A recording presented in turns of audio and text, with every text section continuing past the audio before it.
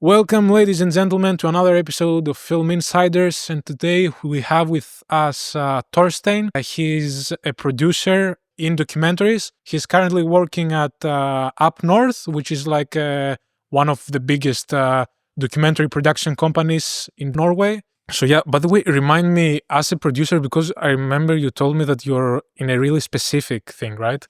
So the most specific thing is documentaries only. Mm-hmm.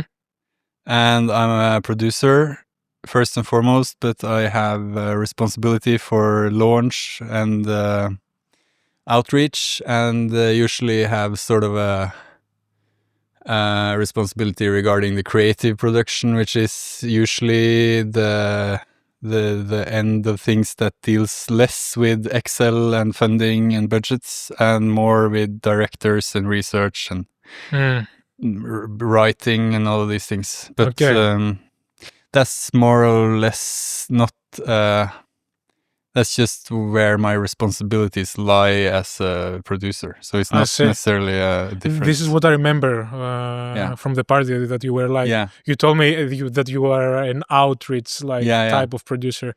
Yeah. Like, I guess mainly this is like for distribution as well, right? Yeah. Distribution, marketing, launch, all kinds of types of launch of film. So that's one thing, but that comes infrequently regarding if we have films that are to be released. I have a main responsibility for that, usually. Okay, cool. I mean, we can get back to that. Let's start from the beginning, and we're going to get back to that because I had like one question about distributing. Yeah. Because I'm struggling myself a lot with that. I have like one finished project and I actually need some advice on that. First off, thank you so much for coming. Thank you for inviting me. Yeah, and for accepting the invitation. I guess so we can start by how you started out as a producer. Yeah. Did you start as a producer or you started out with something completely different in film and then you transitioned into it?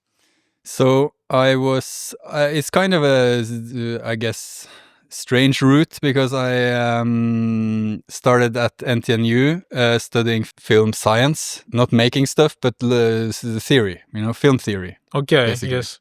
I started a bachelor degree, but when I had done 2.5 years or something like that, I'd done a lot of it and it was cool and I loved it. But then I was offered a a permanent position with something completely different within web design and stuff like that. Okay. And I said yes, and so I left the studies, so I don't have a degree of any kind. Okay.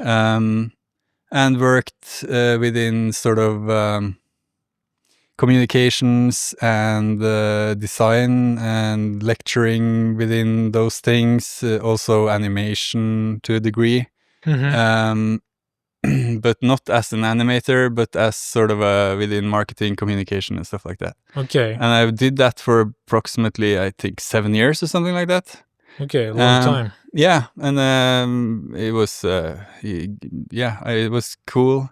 And I think I developed a lot of the skills that sort of took me where I am now. Because the studies at university didn't sort of prepare me for my work in the industry now, because it's a theoretical, sort of historical view on everything. I see. We actually have like a pretty similar course in my hometown in Thessaloniki. Yeah. And that was one of the main reasons why I didn't attend this university. Yeah, and but it's cool if you want to sort of pursue a path within that, where that's relevant. Yeah, a bit more academic, I guess. A bit more academic or research or whatever. And as I was working with design and all of these things, communication, marketing, I started freelancing a little bit for a friend, which had the company where he was the only one. This was his sort of startup.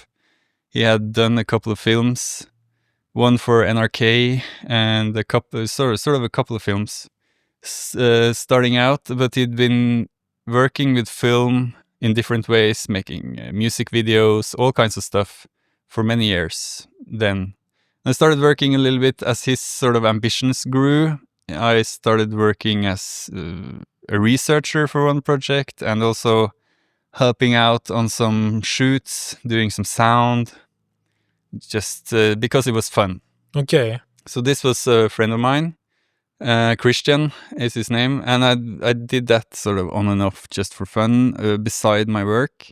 That was after the 7 years of doing No, the other job, or it was it's just in between? overlapping a little Overlapping, bit. Yeah. okay. So it was something I did just because it was more like a hobby, and it was fun, and it was a sort of.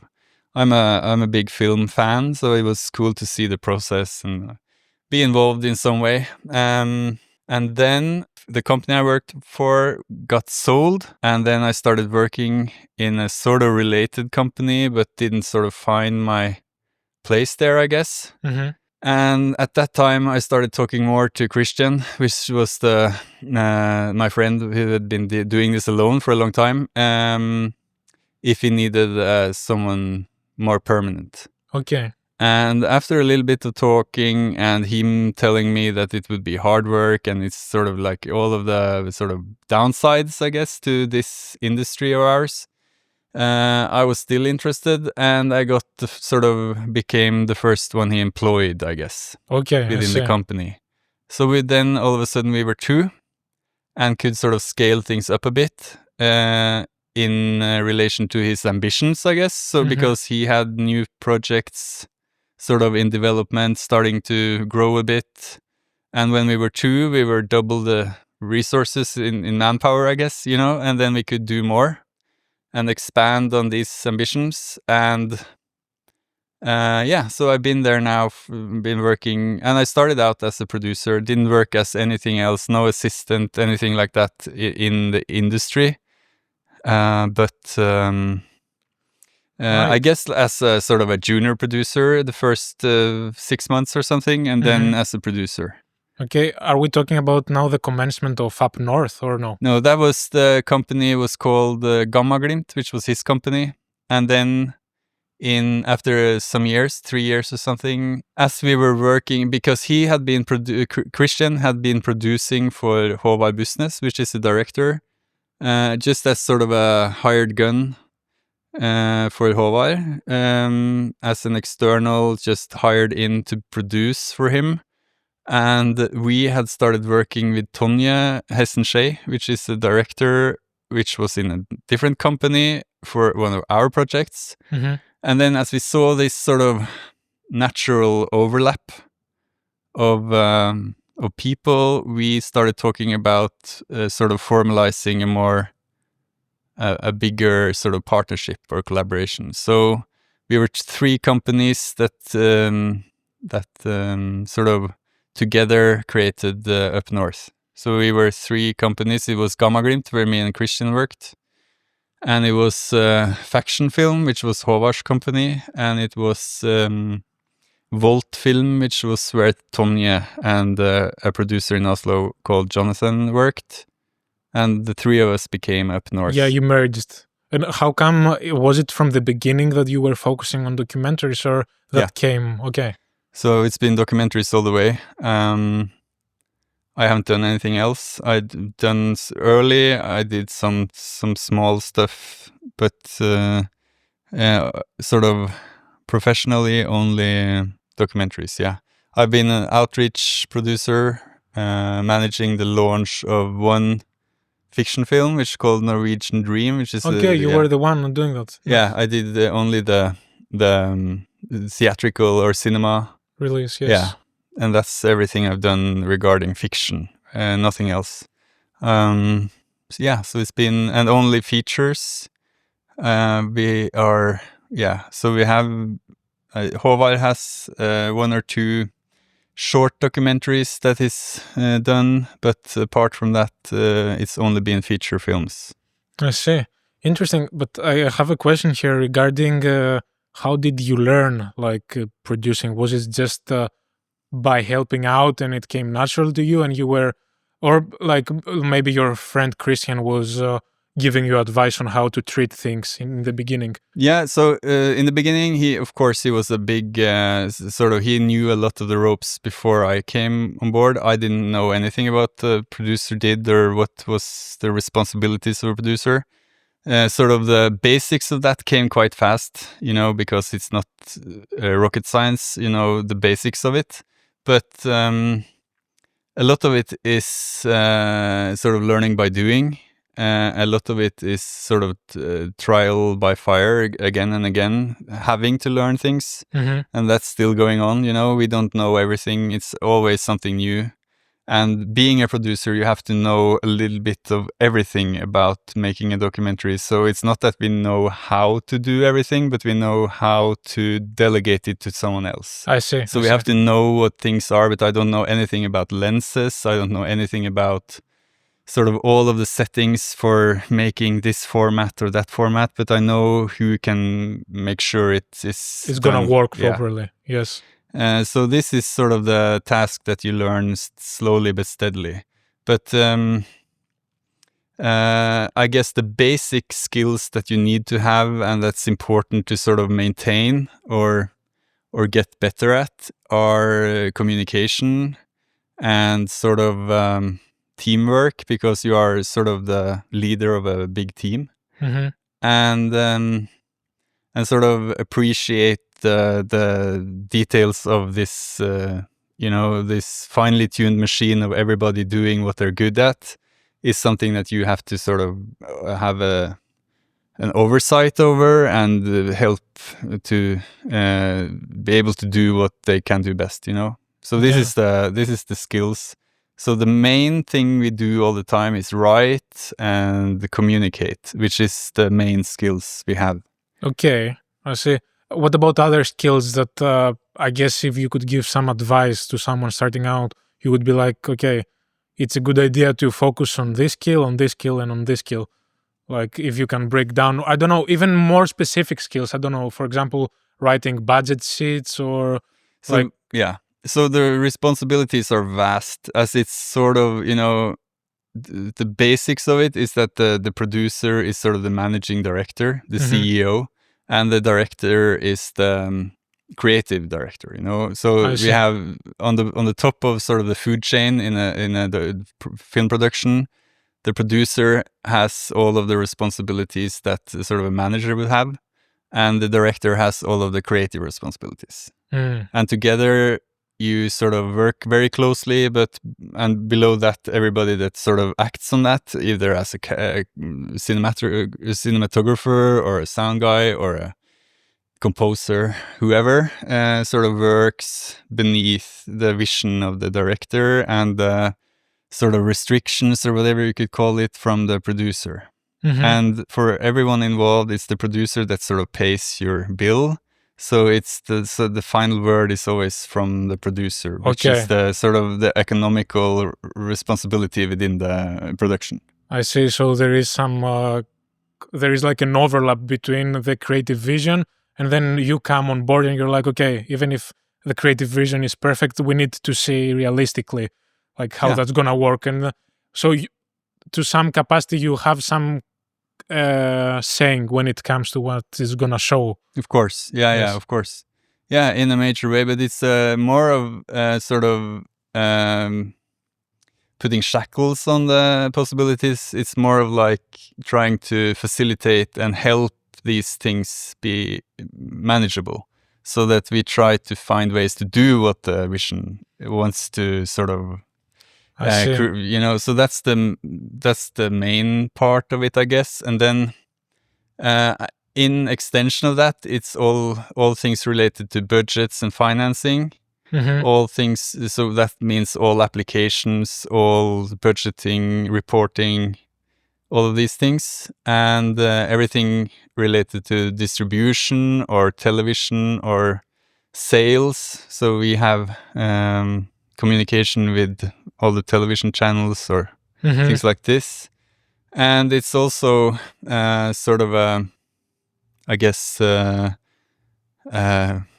hub where all of everyone in the team sort of has their, everything springs out of the director-producer relationship. So finding the right people, logistics, all of these things, I see. I see that what you're saying here is that networking. You're the one who knows most of the people, and then you're trying to pull the strings together to make something. Yeah, I guess in a way. Yeah, in a way. I'm guessing the question here is how do you build like all those connections? Like, is it coming? How do you get like to the point, for example, that you have a connection with an arcade or like with agencies for distributing, etc., etc.? So that's always over time. It takes time. Hmm. So that's one thing. So I've been working as a producer now for 10 years or something like that. Hmm. And it takes a lot of time. And it also takes sort of a deliberate choice about being a professional, I guess, which means that you have to be out there, have to sort of meet the people. A lot of the work that I do also requires that I travel quite a lot, but not necessarily to shoot the film, but to, I guess, both represent films as we have premieres and stuff like that, but also pitch films at forums, or just go to a film forum or festival to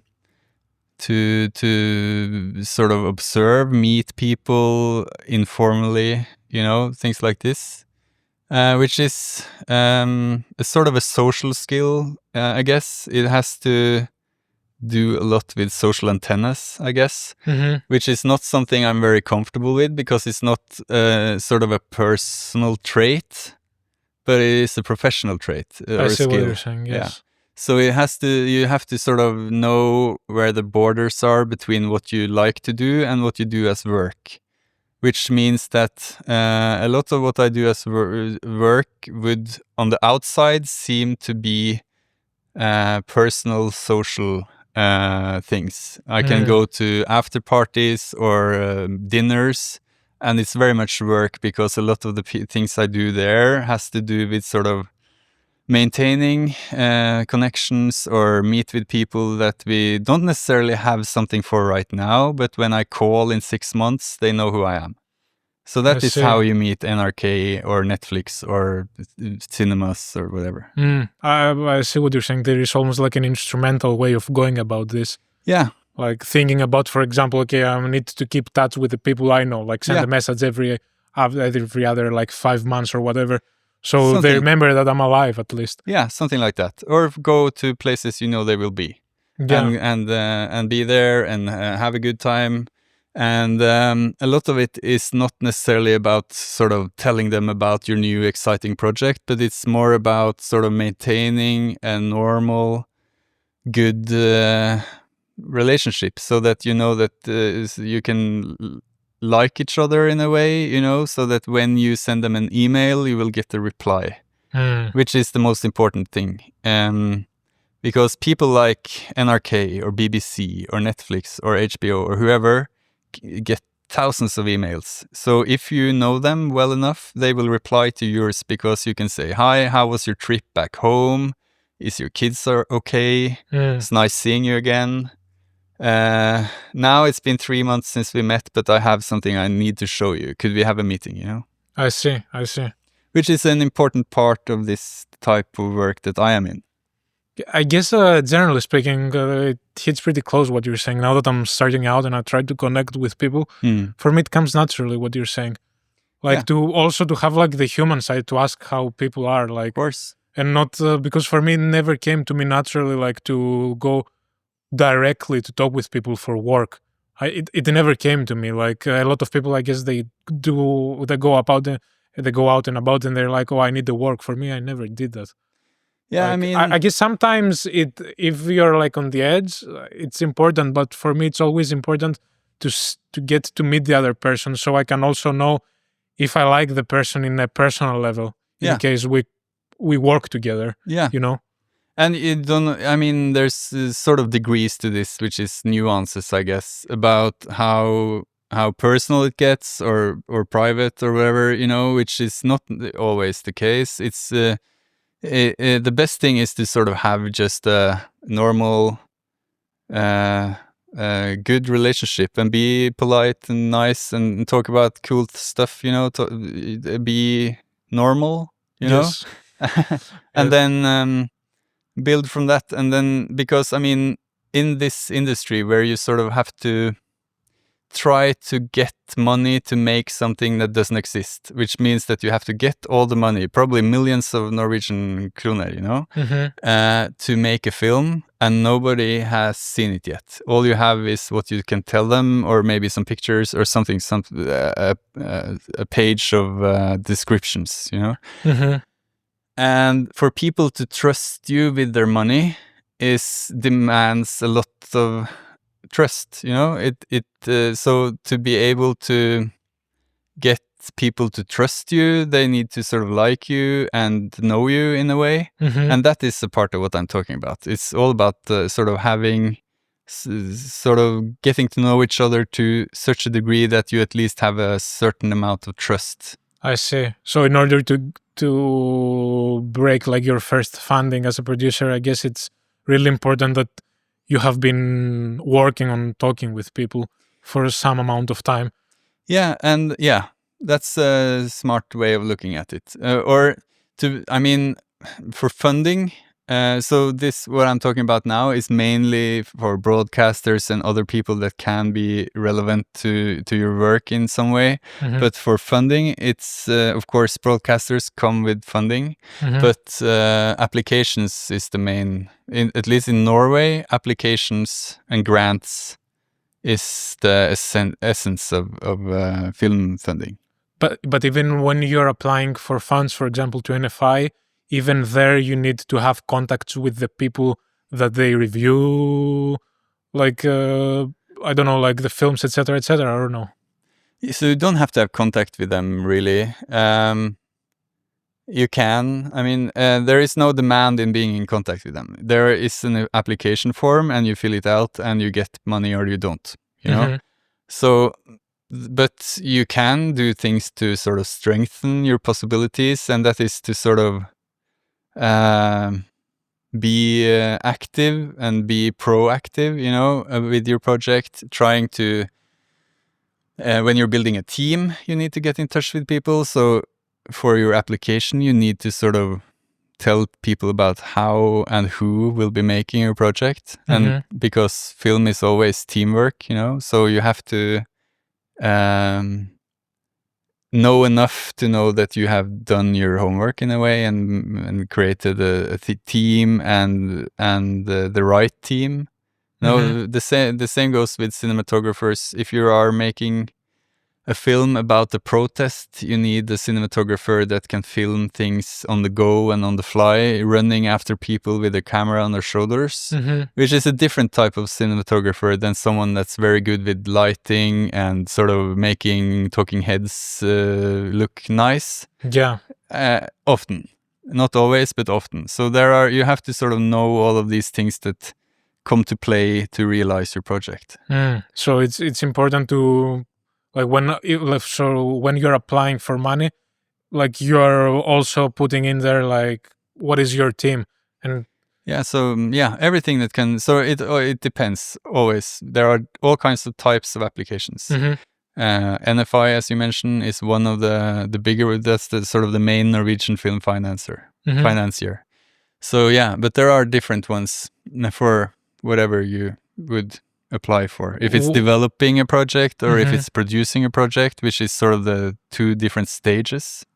So this is something that I guess not always is as apparent as it is when you've been working with it for a while, but professional filmmaking comes in stages, right? You can, as a starting point, start off by applying for grants and funding for sort of script development and just writing and sort of researching and developing your idea, which is all very often something you apply to as a single person, so that you as a scriptwriter or director want to sort of develop your idea theoretically on paper in a way.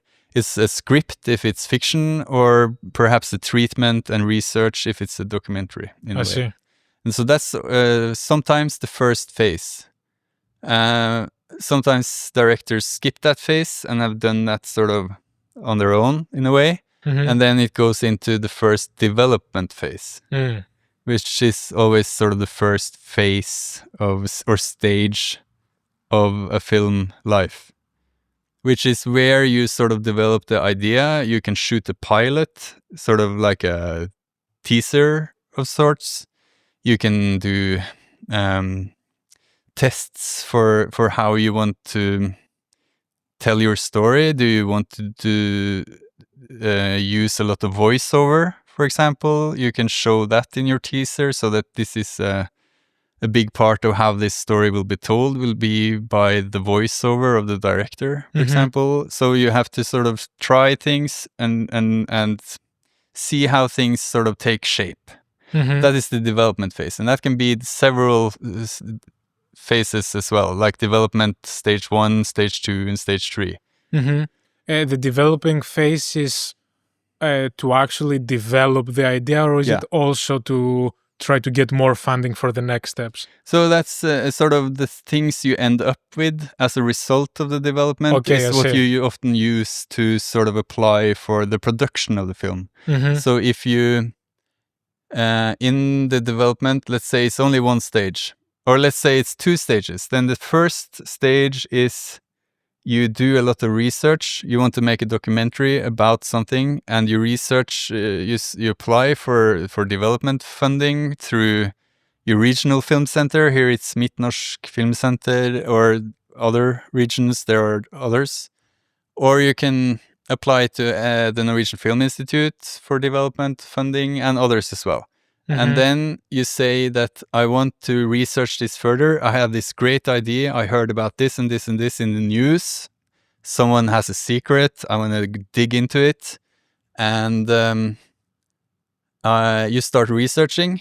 And you also say that at the end of this, I want to sort of have made a bigger research background material and written sort of, this will be how it's done. So what you end up with is a PDF with sort of where you describe the visual approach, more of the sort of storytelling form of everything. Perhaps it's going to be a bit alternative or artful in a way, you know, whatever you want. And then also the visual style, I want it to be very dreamy and sort of strange. All of these things that you want to be how you express or tell this story. And then you see that at the end of this, you end up with this PDF. And it's a great sort of starting point for now. You have sort of a complete package on paper of how this film can take shape. Okay, like a treatment. Yeah, like almost a treatment and a synopsis and sort of like a lot of research material where you say that we have found out this and this, so the story will go like this, and then we believe that the next step will be this and this, and then you have a plan, and you start to see how much you have to travel, because a lot of this will happen in a foreign country. Yeah, especially with documentaries, I guess. Yeah, it's something like that. More, yes. But then you also found out in this first phase or first stage of development that a lot of what you thought was wrong, you know, so that your idea took a different direction. This is for a documentary, and these things happen all the time. So things take left turns and things sort of appear that was not that was unforeseen in a way. Then you see that I have to go through another development phase because everything I thought I knew was sort of wrong. I see. Then you say that I need to apply because I need to know this and this and this before I can start the production of the film, because now I can't go into production of something that's wrong, you know?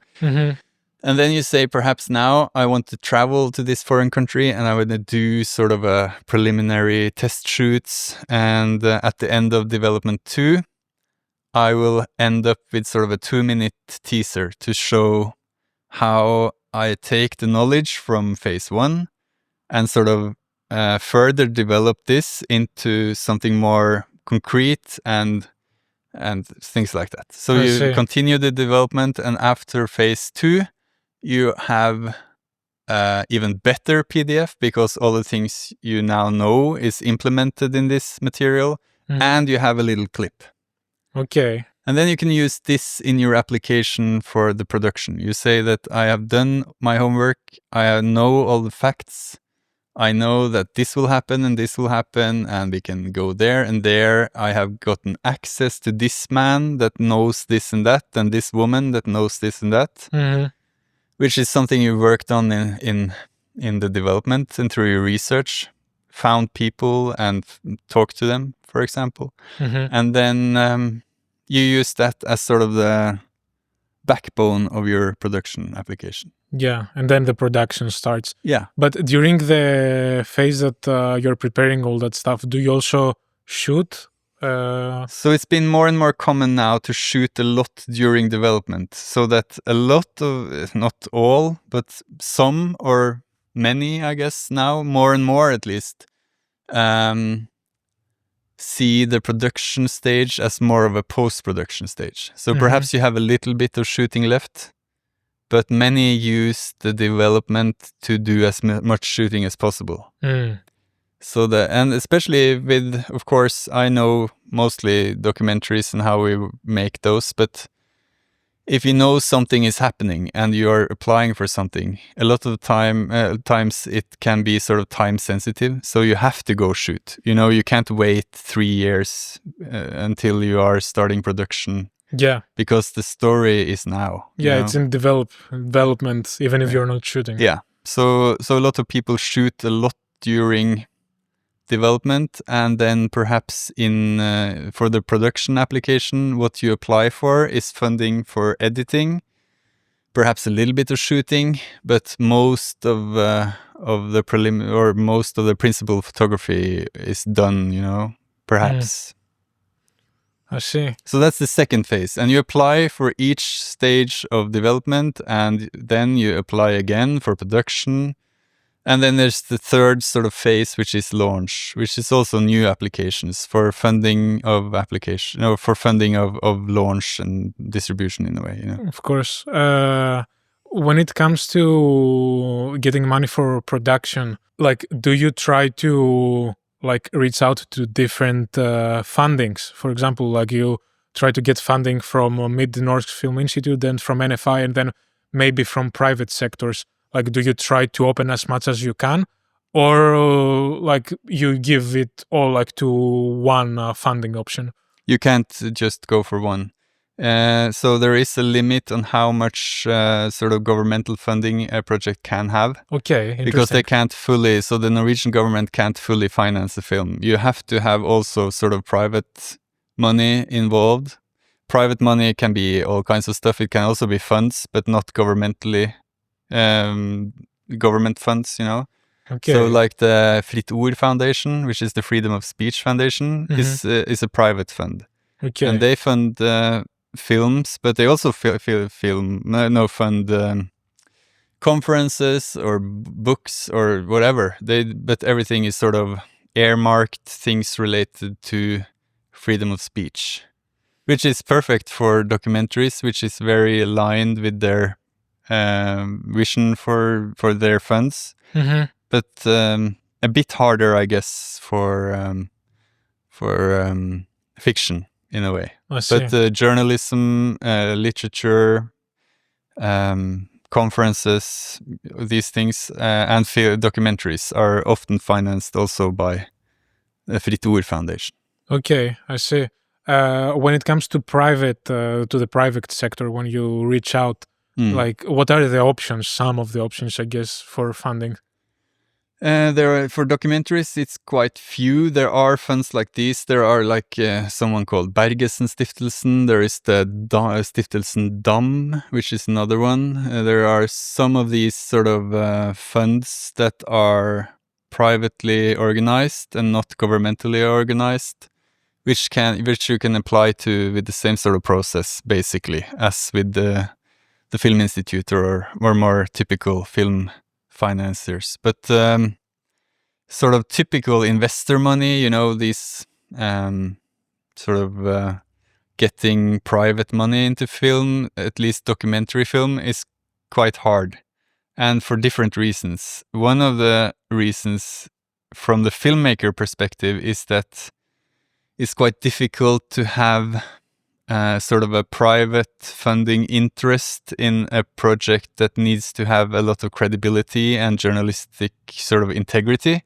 so that it's you can't sort of be pushed in any direction because people are involved with investments in something, you know. So if a big shot investor with loads of money comes in with loads of money in your project and says that we can do this, but don't talk about this and that and this and that, that's not good. So nobody wants that in documentaries.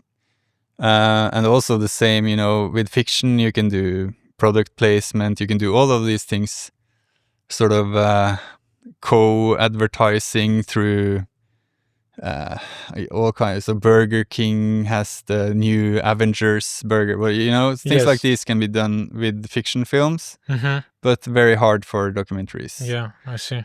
But and also the second reason from their perspective is that from an investor, they either want exposure, so they buy sort of advertising space in a way, you know, or they want a return on investment. So they come in with, for example, 100,000 Norwegian kroners and want 200,000 back.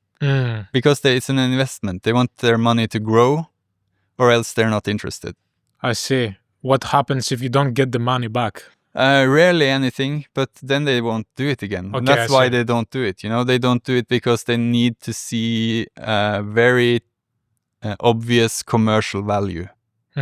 Which is that they want to sign a deal where they say that we can give you the money, but then we want 20%, 30% more back.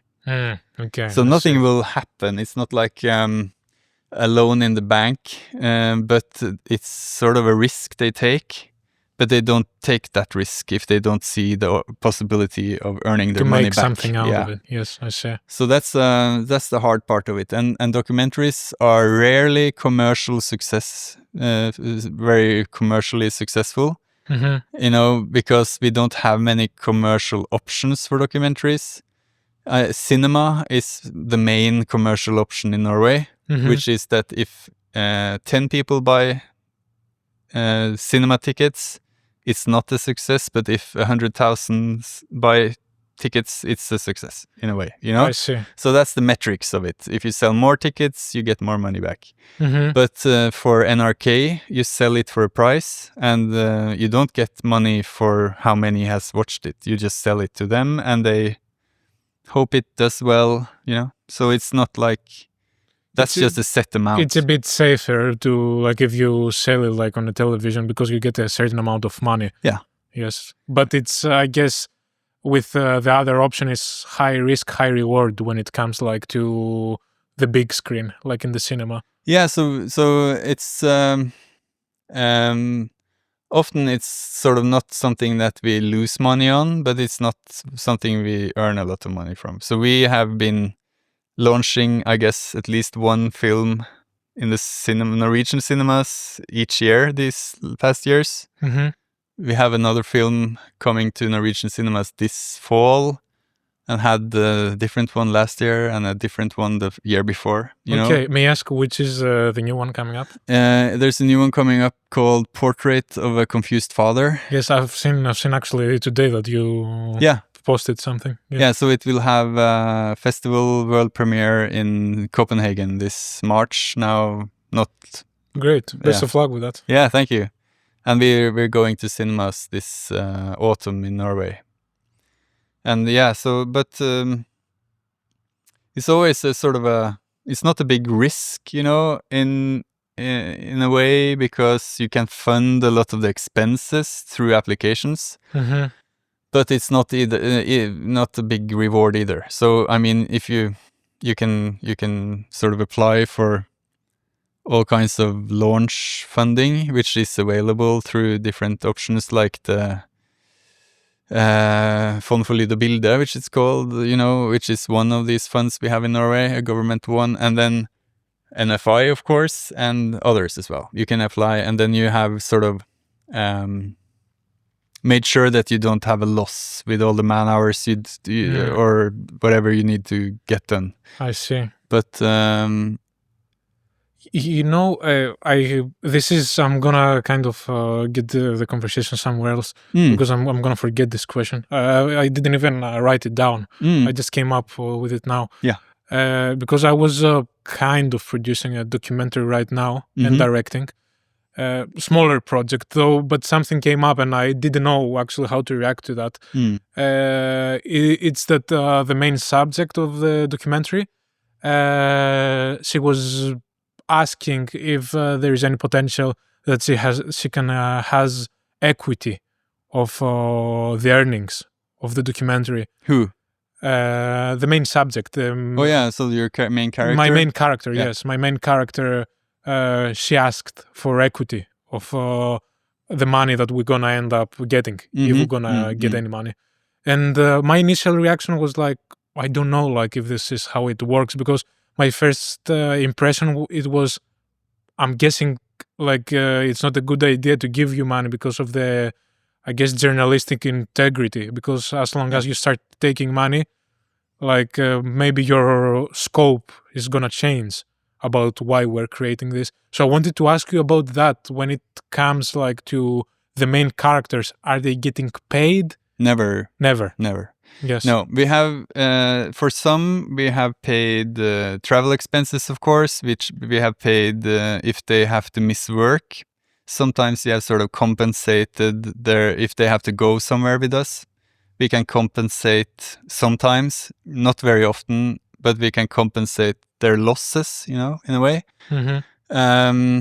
And if it's very artistic in a way, if it's about a musician or something like that, it might require some funding, but not in a sort of salary way. But never as a subject or a character in any film we pay we never pay anyone, because as you said, it's documentaries are very there are two things. One is, of course, if it's very journalistic, it's sort of it's not in tune with the integrity of a journalistic practice. You don't pay anyone to come to you for anything in journalism. Because of the validity of it, you have to, yeah. So that's just the basics, and then it's also about how a story is meant to be truthful in documentaries, in how in the way a documentary can be truthful. Yes. It always has some sort of perspective anyway, but still, you have to believe that they are motivated. Their motivation doesn't lie in money. Yes. Yeah. So you can pay people to do whatever you want, jump up and down, whatever, and then it's not what they want to do. They do it because they are paid. Yes. Which is so we never do that. No. Okay. Yeah, thanks for letting me know, because it was actually a really strange thing for me, because it came up. I was on the same page. I was like, okay, there is no money involved, and I told them that this is how it works, and all of a sudden this little things comes up, and I'm like, okay, I haven't really asked anyone about it, but I was almost like 95% sure that you're not supposed to get money out of it. Yeah, so I would sort of close that door very hard and fast and tell them that no can do, and then it's important with the release form. Always when you make documentaries, you have a release form, which is people have signed a document to say that I'm happy to be a part of this. And usually it says something about that we can do what we want with this. We can edit it. We will put music on top of it, whatever. We can use it in a trailer and a poster, whatever. And we can sell it to a TV broadcaster. We can we basically own all the rights to the material we shoot, and you're not getting paid. I see. Something else here about maybe NDAs, because you were the one producing Golden Dawn Girls, right? No, I was not the producer. I was an outreach producer for that project, but it was an UpNorth production. Yeah, so I know it very well. I mean, but I can ask you, even if you weren't, I'm pretty sure that you worked on some projects that it was something similar. So my question is, when it comes getting the rights like for publishing like a documentary? Are you, for example, writing down that no matter what we can publish that, or you're writing down like you're specific about the criteria about publishing? Like So, and because I'm guessing, for example, with Golden Dawn Girls, how would you approach it? Because you have like some people that like it's a really easy thing to offend them, and then they come back to you and they're like, you don't publish that. How can you avoid this danger that the main characters, they're not gonna get back to you and they're gonna be like, okay, you don't have the rights of publishing that? yeah, so this was a documentary about a Greek in basically neo-Nazi party. Yes. So that was released back in 2017, I think, something like that. Yeah, and so the first thing you do before you start shooting is that you show them a piece of paper that you see before we start shooting. You need to sign this. And it's not an NDA because that's a non-disclosure agreement, which is something different, but which means that you can't talk about this, you know? You can't tell anyone about this in a way, which is something you often bring along if you are presenting a project to someone and you don't want them to tell anybody about it or I to see. sort of, yeah, so that's the NDA.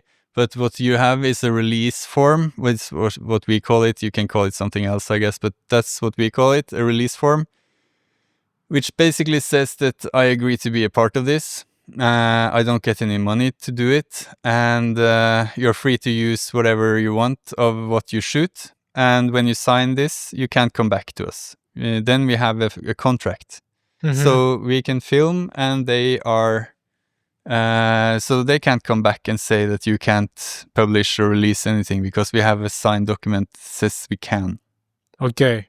But I guess in the release form, you also have like an objection to release, like if you're misrepresenting them or whatever, or no?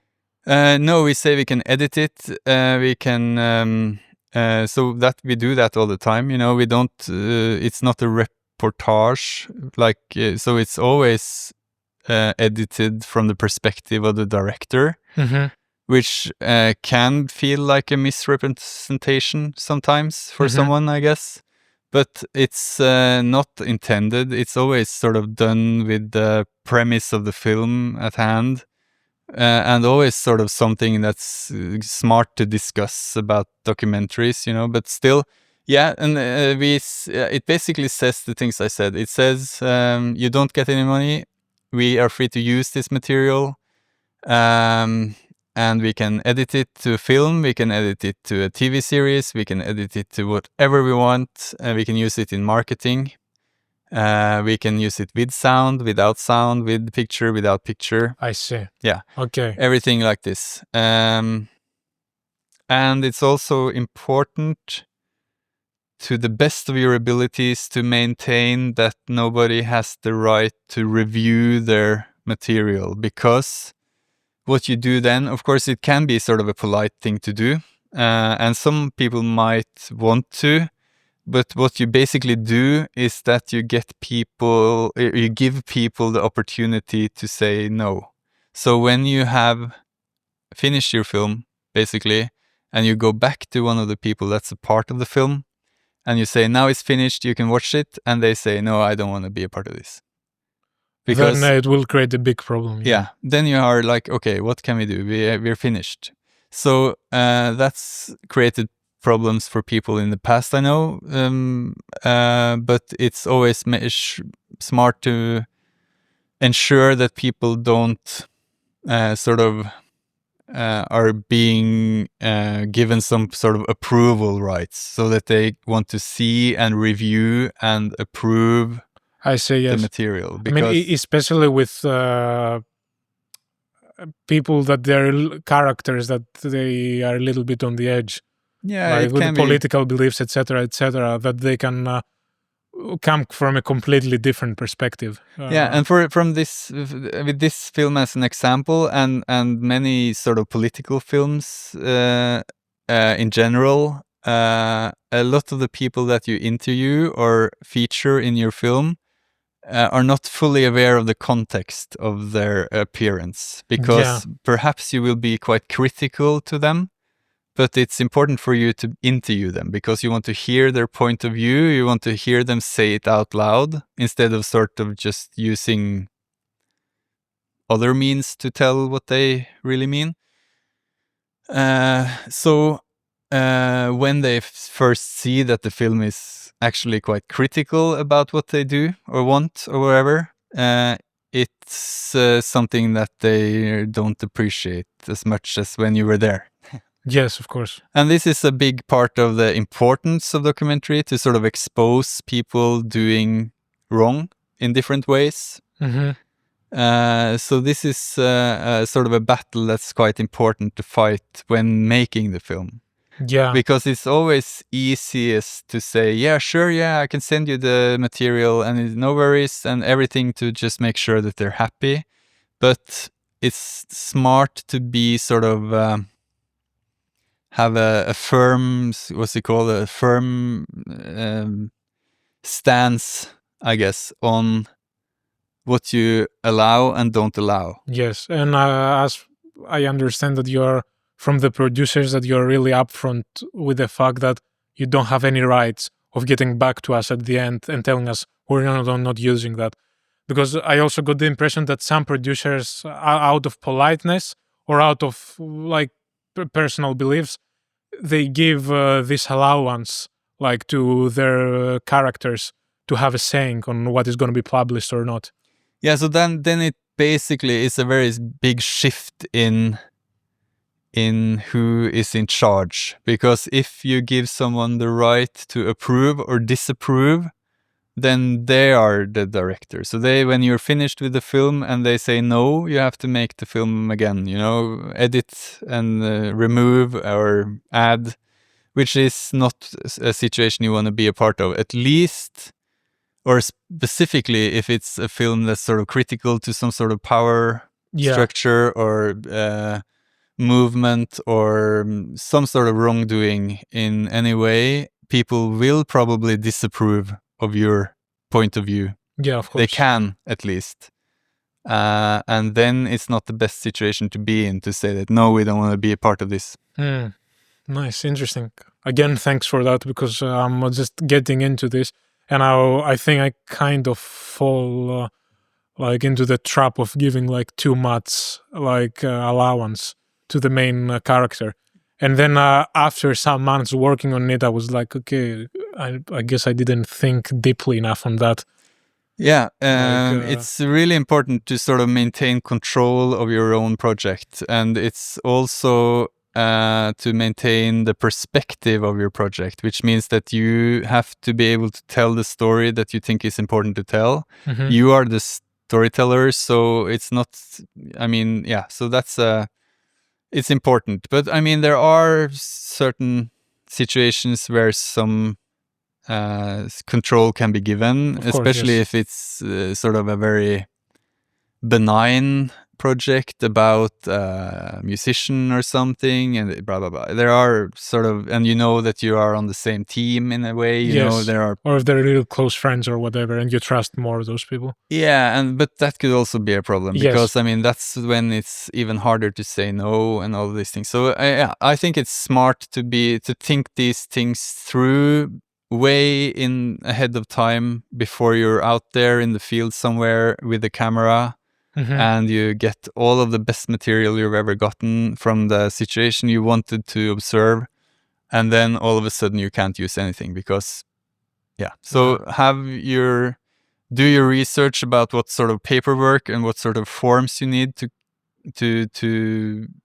get signed, or whatever sort of permissions you need to get, so that none of the circumstances will ruin your film. I see, because you have to be able to sort of, that's about it.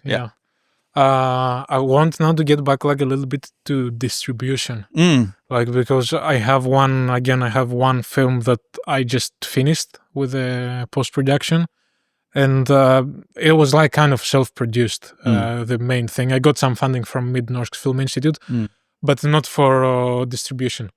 And I would like here to ask you specifically about people starting out, like myself. Again, specifically about documentaries. When it comes like to distribution, what is like your advice for me, like that I'm trying like to distribute with little to no funds? Like, what are the options, I guess? So it's always sort of, you have to see it the other way around. Who wants to see your film? Always. So how can you make the film available to those that would want to see it? And often when we talk to sort of younger filmmakers, or at least not, they don't have to be young, but they can be sort of fresh into the professional game. When you ask about their ambitions for a film, they talk about cinema or Netflix, you know, which is very unrealistic because first of all, you need to know what kind of films are being shown at cinemas or at Netflix, so that not all films belong on Netflix and very few documentaries end up in Norwegian cinemas. Because there has to be an audience for it. So if there is an audience for it, it could find its way there. And that depends on many factors, you know. There are many factors sort of coming into play when talking about audiences and what sort of drives audiences to a film. But the most important thing is to see what kind of film do I have, who wants to see this, and then work in that direction on how to make that possible. And then sort of, but I can ask that. So what kind of audiences would like to see your film without going into the specifics of the story and stuff like that? But what do you see? Is it a feature film? Is it a short doc? What is it? The one it's a feature. I would call the feature, it's around 55 minutes. So it is on the feature side. And the main aspect, I guess the main audience is gonna be in Greece and in Portugal, because the documentary is about a Greek musician immigrating like to Lisbon to play like a really specific type of music called Morna. So I'm suspecting like that the audience would be like people into music, right? People that they are like into this awfully specific type of music as well. Which is great to sort of have sort of the then you have a very defined target audience, which is always good. Even though it can be small, it's good to sort of know who it is. And there are sort of ripple effects within everything. So it can be people knowing this specific musical artist, and then it can be people knowing this specific genre, which is a little bit bigger. And then it can be people defined by geography, you know, people from this city can be interested, that where he lives or where he came from. And all these things can come into play. But there are also sort of aspects of how it's made and stuff like that, which has been more and more obvious with the big streamers wanting to have everything in everything above 4K. And there is a certain storytelling techniques that is all about pacing and sort of how do you tell this story, which like, you see like the conventional structure, etc., etc. Yeah, something you like need that. to be Yeah. under some specific criteria in order to get to those platforms. Yeah, in a way, you know, there's no specific criteria, but there is at least an understanding, or there is some sort of, it's smart to sort of know the playing ground in a way, you know. So for example, a film can be very fast-paced and sort of youthful, I guess you can call it, you know, use animations, blah, blah, blah. And then you have something that can be seen by one specific audience. And there is some films that are very slow. They can be in black and white. They can be without any music. They can be all of these things that are often called poetic, you know, things like this that help define the audience without being about the topic, you know. So the topic is one thing, defines an audience, and also sort of the style defines the audience. So television, for example, have metrics for how they need to capture an audience and keep them in order to be happy about how things play out. So because television is very different than cinema, because if television, you have sort of a short period of time in the beginning of a film or a series or whatever, and if it doesn't sort of catch you and get you excited, you just change the channel. Yeah, I see. But in cinemas, you can be very slow and strange in the beginning, and people won't leave the cinema because they bought a ticket and they're in there. Yeah, So it's a very different situation, you know? I see. So all of these things come into play when talking about distribution, and knowing these things, and there are loads of things to know. I mean, Disney Plus is different from Amazon Prime, and Amazon Prime is different from Netflix, and Netflix is different from BBC, and BBC is different from NRK, and all of these things. And there are all of them are broadcasters in different ways, or streamers. Mm. And then you have cinema, and you have art house cinema, which is sort of more like cinematheques and stuff like this, where you sort of show quality and art film or classics and stuff like this, which is also a good platform to reach an audience within certain sort of segments, you know. So it's all about trying to figure out who your audience should be or could be, and then work from that perspective, and not necessarily just try to get it out there, because there are so many ways to get the film out there. Yeah, of course. Here, I guess the question is, do you ever find yourself calibrating the project accordingly to the distributor? Or you just have your project, it has its scope, and then you're trying to find the appropriate distributor? Yeah.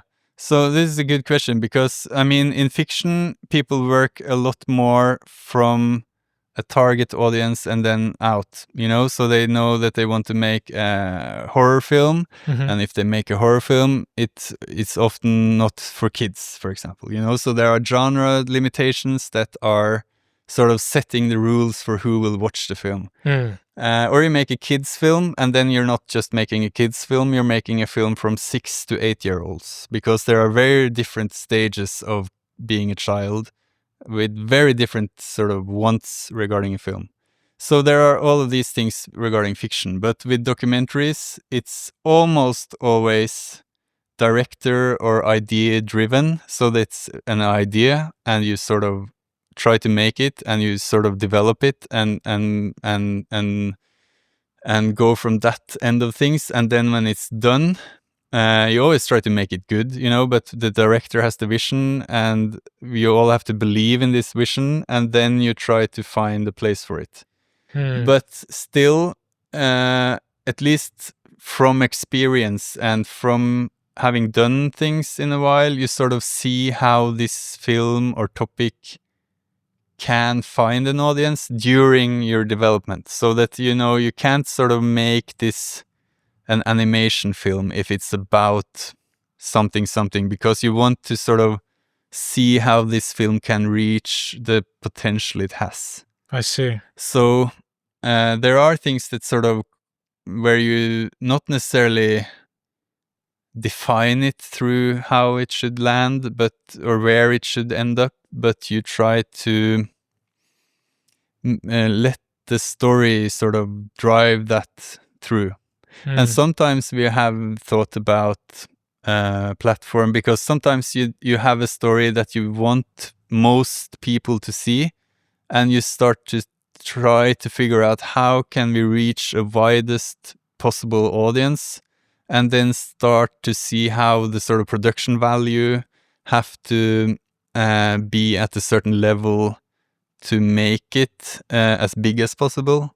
Because if it's a really important global political topic, for example, like, for example, with Praying for Armageddon, which is a film Will made a couple of years ago. Yeah, I've actually seen this. Yeah, and then you want to make this scene in the broadest possible way, and then you start to sort of choose your cinematographers based on that. You know, you want to make it bigger, you want to make it sort of stunning visually, and try to sort of build it up as a bigger project to reach a bigger audience, also through the purely cinematic value of it, you know, so that people come to the cinema not always just to be informed or enlightened or schooled in different ways when they see documentaries. It's always also a sort of a theatrical, artistic experience. Yeah, a to be entertained to some in a way, capacity and to get. I know what you're talking. It's not only entertainment; it's also you have getting into these transcending realities just because of the visuals, etc., etc. And then if those two things play together, you have you sort of strengthen the possibilities of this important message, you know, important information to reach more people. Yes. So that is one of the metrics we use, not to make it commercially more sort of stronger, but to see how we can reach more people with something, you know, which is quite different approach to by strengthening the actual medium that you're using to make it as good as possible, so you can reach to more people just because of the fact that the movie is an actual good movie. It's not just someone just running around with a like webcam or whatever. Something. So you can do things in so many ways, and it can be the same sort of story or research. You found this story on the internet, and then you want to make a film about it, and you have a million ways to do it, you know. Of course. Before we close, I would like to ask you if there is anything that you're working on at the moment.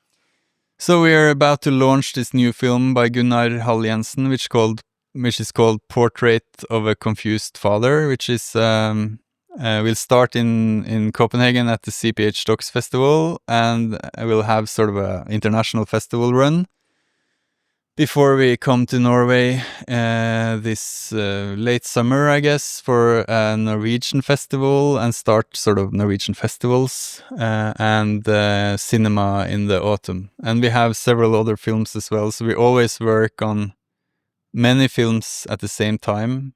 Some of them in development, some in production, some launch, and then also co-productions on the side of that in a way. You know, we do a lot of co-production where we are the minority producer of an international project, and then we also have co-producers as minority producers on our projects. So this Portrait of a Confused Father has a French co-producer and a Swedish co-producer. Okay, and interesting.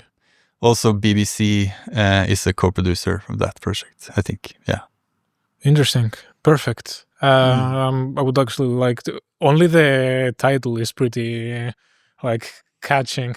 I don't know. When I saw the title, I was like, okay. For one reason, I was really hooked with it. I was trying to find a trailer and I couldn't find it anywhere. Not yet. Yes, not yet. Yes. Yeah, it's a warm story, a very personal story, and it's also a very sort of gripping story that has tragic elements to it. So it's become a great film, and we really look forward to showing it to people now. Yeah. Perfect. Torstein, thanks so much for joining us today. Thank you for inviting me yet again, and I look forward to listening to, not to myself, but to more of your podcasts. So. Yes, of course. Brilliant. Perfect. Okay. Thank you. So yes, guys, that was it. Thanks so much for joining us today, and we'll see you next time.